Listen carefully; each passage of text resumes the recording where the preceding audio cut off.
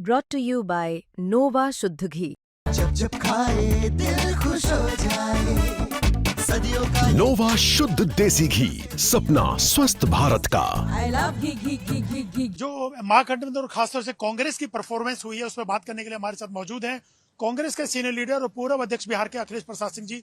अखिलेश जी, जो हालत हुई है कांग्रेस की और महागठबंधन की, किसको जिम्मेवार मानते हैं? नहीं, ये निराशाजनक है। अब जिम्मेवार तो अभी कलेक्टिव जिम्मेवारी सबकी रहती है, उसमें मेरी भी जिम्मेवारी है, मैं उससे बच नहीं सकता।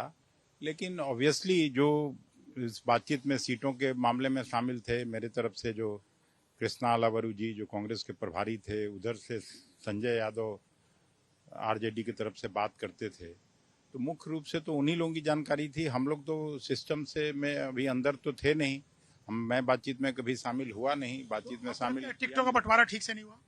नहीं, टिकटों को बंटवारा से लेके जो नैरेटिव सेट किया था राहुल जी ने, उसको भी हम लोग आगे नहीं ले जा सके।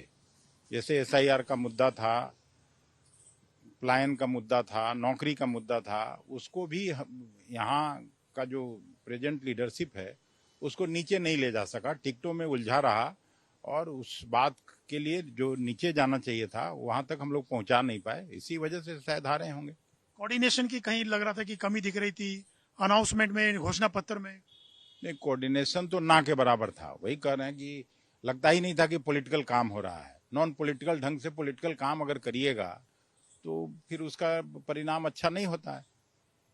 घोषणा पत्र भी बहुत देरी से आया, ऐसा भी कहा जा रहा है। नहीं, घोषणा पत्र तो को देरी से नहीं आया। घोषणा पत्र तो बल्कि हम लोगों का पहले आया, एनडीए का बाद में आया। लेकिन उन लोगों का एक कोऑर्डिनेशन था, कहीं कोई फ्रेंडली फाइट नहीं थी, सब लोग मिलजुल के चुनाव लड़े। हम लोग उतना ही फ्रेंडली अनफ्रेंडली दोनों थे। घोषणा की बात थी सीएम और डिप्टी सीएम की, उसको लेके भी बहुत सारे वो चलते रहे। नहीं, देखिए, सीएम फेज तो होना चाहिए था, लेकिन अभी डिप्टी सीएम बीच में एक बिरादरी के व्यक्ति को आगे करने से बाकी लोगों में नाराजगी होती है, और वो फैसला तो सीएम का प्रीरोगेटिव होता है कि मंत्री किसको बनाएं, उप मुख्यमंत्री किसको बनाएं, राज्य मंत्री किसको बनाएं। ये शायद उन्हीं पे छोड़ना चाहिए था। नहीं तो आला कमान की कहीं ना कहीं जिम्मेवारी थी। राहुल जी आए और बीजेपी की तरफ से भी टारगेट किया, बाकी लोग भी टारगेट। नहीं, देखिए, राहुल जी जितना मेहनत कर सकते थे उससे ज्यादा मेहनत इस बार उन्होंने बिहार में किया है। जिम्मेवारी तो हम लोगों की थी, और खास करके जो प्रेजेंट लीडरशिप है उसको उनकी बातों को नीचे ले जाने का ये था, जिम्मा था, जो हम लोग नहीं कर पाए। हम लोग उलझे रहे टिकटों के बंटवारे में। एन मौके पे आपको भी हटा दिया गया था जब आप प्रदेश अध्यक्ष। आपको लगता है ये भी डिसीजन ठीक नहीं था? अब उसको मैं अपने पक्ष में थोड़ी बोलूंगा।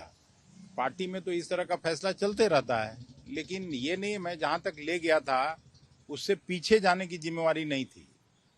मैंने अपने रिजिम में 10,82,000 वोट बढ़ाने का काम किया था। 1 से 3-4 सीट पर हम पहुंचे थे। तो अब क्या कहा जाए, तो दुखदाई है, निराशाजनक है हम लोगों के लिए परिणाम। अब कहीं ना कहीं आत्ममंथन की जरूरत आपको लगता है कि? नहीं, चिंतन, आत्ममंथन और करेक्टिव मेजर लेने की जरूरत है। करेक्टिव मेजर्स में क्या मतलब? पॉलिटिक्स को पॉलिटिकल ढंग से काम करना चाहिए। राजनीति बहुत सीरियस चीज होता है, इसको नॉन सीरियस तरीके से नहीं किया जा सकता है। तो किसने नॉन सीरियस तरीके से किया? अब ये मैं अभी क्यों बोलूं? जब सब लोग मिल बैठ के तय करेंगे उस समय जिम्मेवारी तय होगी।